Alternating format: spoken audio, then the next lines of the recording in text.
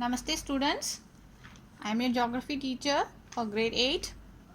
In last session we saw about resources. The three important resources are natural resources, human made resources, human resources. And at this continuation only we are going to see in the second chapter also. Under this natural resources we can say land, soil and water. Can you imagine this? Can you say this plant will grow with the help of what type of resources? Yeah, with the help of natural resources, with the help of land, soil, water and sunlight. You already learned in your science subject also about photosynthesis, isn't it? So, this plants will grow with the help of land, soil and water and sunlight. So, these are the important resources, natural resources for all human beings.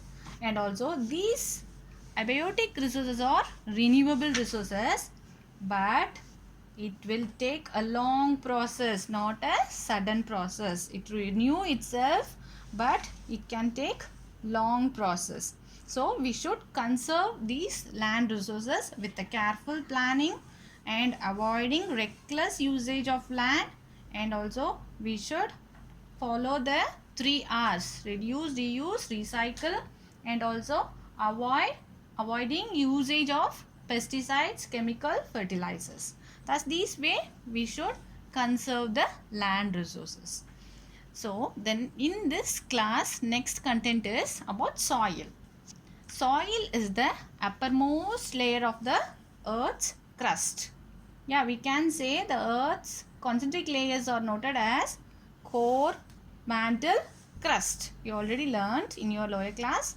So, soil is the uppermost layer of the earth's crust, and also it is a mixture of crushed rocks and humus. Humus also you learned in your science subject. What is humus? It's an organic component of soil made of decomposed leaves and other plant materials formed by microorganisms present in soil is called as a humus. And also this formation of soil is a slow process. It's a slow process. The uppermost layer of soil is thickness 2 to 3 centimeter. And also what are the factors affecting this soil formation? We will see next content about this soil profile. We will see about the soil profile. Soil is formed in horizontal layers. Horizontal layers, it's mentioned as a A horizon, B horizon, C horizon. In this horizontal layers, we should learn about this layer of soil. First thing is the top soil. In this top soil, that humus also is there, and also this topsoil holds the root of the plants firmly. The next soil is subsoil. This is the layer of the soil below the topsoil, and also this layer is made up of weathered rocks, silt, clay and soluble minerals and also iron oxides.